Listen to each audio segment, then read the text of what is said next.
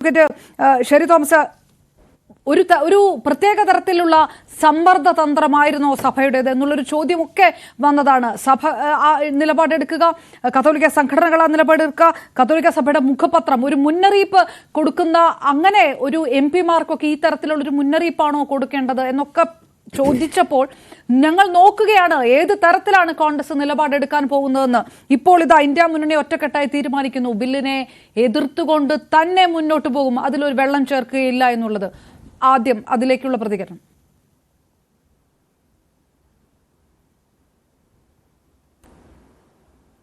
ഈ വിഷയം നമ്മൾ ഉന്നയിക്കാനുള്ള പ്രധാനപ്പെട്ട കാരണം 3 വർഷമായി മുനമ്പത്ത് എല്ലാവർക്കും അറിയാവുന്ന ഒരു പ്രശ്നമുള്ളതുകൊണ്ടാണ്. തീർവാങ്ങിയ ഭൂമി അവർക്ക് അത് റവന്യൂ അവകാശങ്ങൾ ഇല്ലാതെ വന്ന സാഹചര്യത്തിലാണ് ഈ ചർച്ച വഖഫുമായി ബന്ധപ്പെട്ട് തന്നെ വരുന്നത്.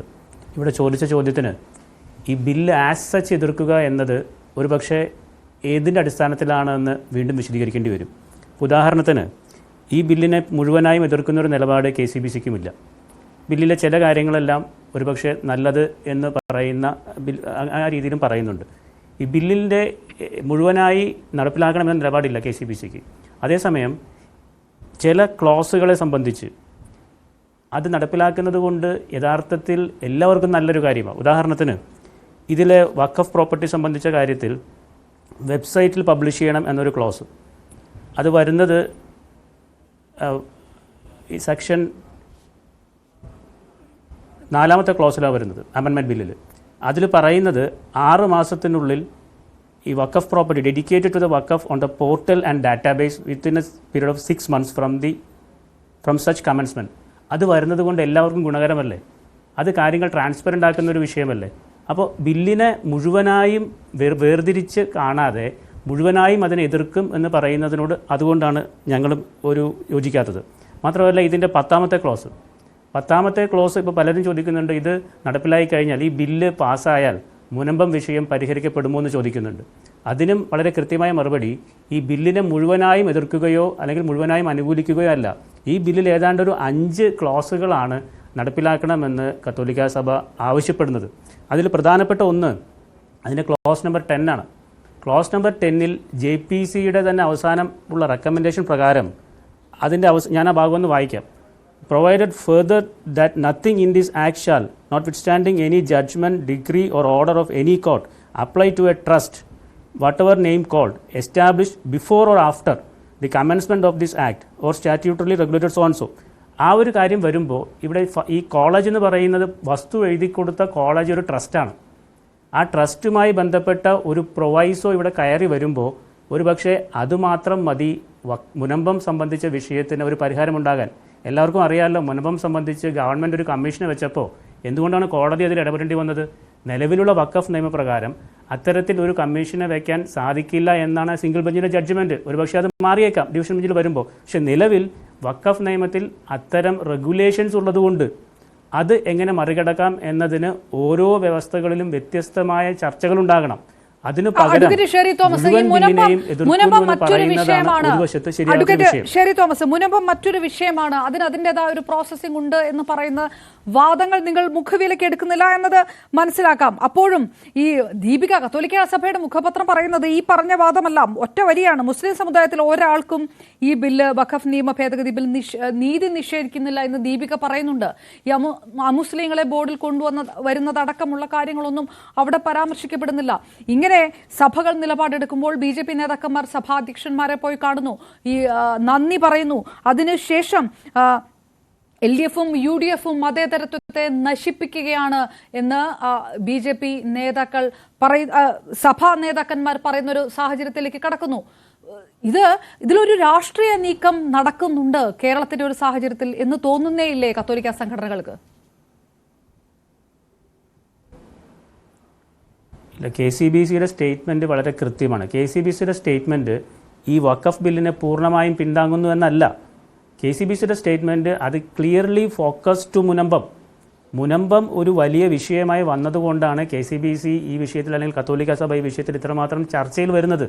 അതുകൊണ്ട് തന്നെ ഈ വഖഫ് ബില്ല് മുഴുവനായും പാസ്സാക്കണം എന്ന് ഒരിടത്തും KCBC പറഞ്ഞിട്ടില്ല. അവിടെ പറഞ്ഞിട്ടുള്ളത് ഈ വിഷയം പരിഹരിക്കാനുള്ള ചില നടപടികൾക്ക് വേണ്ടി ജനപ്രതിനിധികൾ സഹകരിക്കണമെന്നാണ്. അത് മുഴുവൻ വായിച്ചാലും അങ്ങനെ തന്നെയാണ്. അതുകൊണ്ട് ഈ എതിർവാദം ഉന്നയിക്കാൻ ഈ മുനമ്പം വിഷയവുമായി ബന്ധപ്പെട്ട് വ്യവഹാരം വരുമ്പോൾ അത് നിങ്ങൾ മിണ്ടരുത്, അത് വഖഫുമായി ബന്ധപ്പെട്ട വസ്തുവാണ് എന്ന് എതിർവാദം ഉന്നയിക്കുന്ന സാഹചര്യങ്ങളിൽ അതിനെ മറികടക്കാൻ ഈ ബില്ലിലുള്ള വ്യവസ്ഥകളെ അനുകൂലിക്കണമെന്നാണ് KCBC ആവശ്യപ്പെടുന്നത്. അതുകൊണ്ടാണ് ഞാൻ പറഞ്ഞത് ക്ലോസ് 10 അമെൻമെൻറ്റിലെ ക്ലോസ് 10-ന്റെ കാര്യം.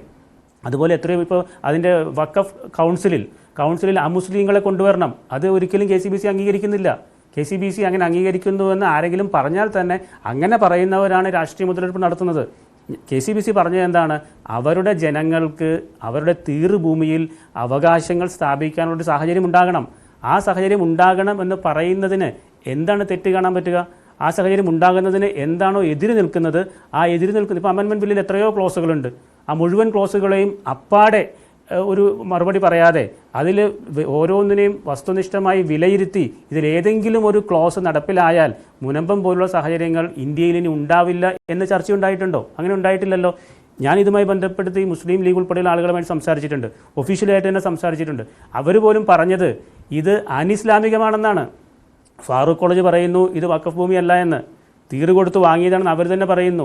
പ്രധാനപ്പെട്ട നേതാക്കളൊക്കെ പറയുന്നു ആരെങ്കിലും തീറ് കൊടുത്ത് വാങ്ങിയ ഭൂമിയെ പിന്നെ വഖഫിൻ്റെ പേരിൽ അവിടെ ചെന്ന് കൈകടത്തി വാങ്ങാൻ ശ്രമിക്കുന്നത് അനിസ്ലാമികമാണെന്ന് എത്രയോ ആളുകൾ പറഞ്ഞത് രേഖാപ്രകാരം നമുക്ക് കാണാൻ പറ്റും, തെളിവുകളുണ്ട് അതിനൊക്കെ. അപ്പോൾ അങ്ങനെ പറയുമ്പോൾ അത് ആ അനിസ്ലാമികമായൊരു വിഷയം നിലവിൽ രാജ്യത്തിൻ്റെ ഏതെങ്കിലും നിയമത്തിൻ്റെ കുടുക്കിൽ ഉൾപ്പെട്ട് കിടക്കുന്നുണ്ടെങ്കിൽ ആ കുടുക്കഴിക്കാൻ ഈ വഖഫ് ബില്ലിൽ എവിടെയെങ്കിലും ക്ലോസുകളുണ്ടെങ്കിൽ ആ ക്ലോസ് ചൂണ്ടിക്കാണിച്ചിട്ടാണ് KCBC പറഞ്ഞത് അതിനെ നിങ്ങൾ അനുകൂലിക്കണമെന്ന്.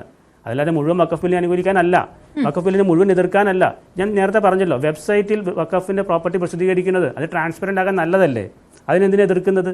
അത് എല്ലാവർക്കും നല്ലതല്ലേ? ആരെങ്കിലും ഭൂമി വാങ്ങാൻ വരുമ്പോൾ ഇപ്പോൾ നമ്മൾ എൻകംപ്രൻസ് എടുക്കുന്നത് പോലെ ഭൂമി വാങ്ങാൻ വരുമ്പോൾ അറിയാമല്ലോ ഇത് വഖഫ് പ്രോപ്പർട്ടി ആണോ എന്നൊരു വെബ്സൈറ്റിലുണ്ടെങ്കിൽ അതിനെ എന്ത് ന്യായത്തിൻ്റെ പേരിൽ എതിർക്കും?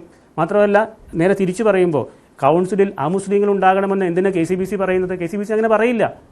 മുസ്ലിം സമുദായത്തിൻ്റെ പ്രോപ്പർട്ടി വ്യവസ്ഥ ചെയ്യുന്ന അത് കൈകാര്യം ചെയ്യുന്ന ഒരു കൗൺസിലിൽ ആ മുസ്ലിങ്ങളെ കൊണ്ടുവരുന്നത് എന്തിനാണ്? അതിനൊരിക്കലും ഞങ്ങൾ അംഗീകരിച്ചിട്ടില്ല, പിന്തുണച്ചിട്ടില്ല. ഒറ്റക്കെട്ടായി ബില്ലിനെ എതിർക്കും എന്നുള്ളത് വ്യക്തമാവുകയാണ്. അതായത് ഒരുപക്ഷെ ഭാഗികമായി പിന്തുണയ്ക്കണമെന്നുള്ളതിന്റെ ഒരു പ്രാക്ടിക്കബിലിറ്റിയിൽ പ്രശ്നം കൊണ്ടാണോ അറിയില്ല.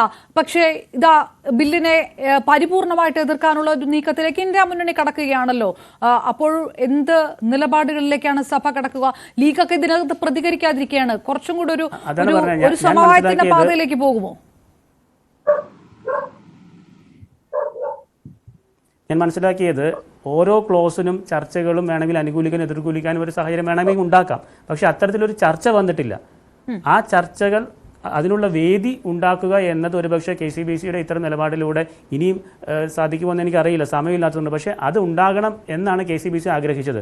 അതല്ലാതെ ഇതിനകത്തൊരു രാഷ്ട്രീയപരമായ നിലപാടല്ല ഇത്.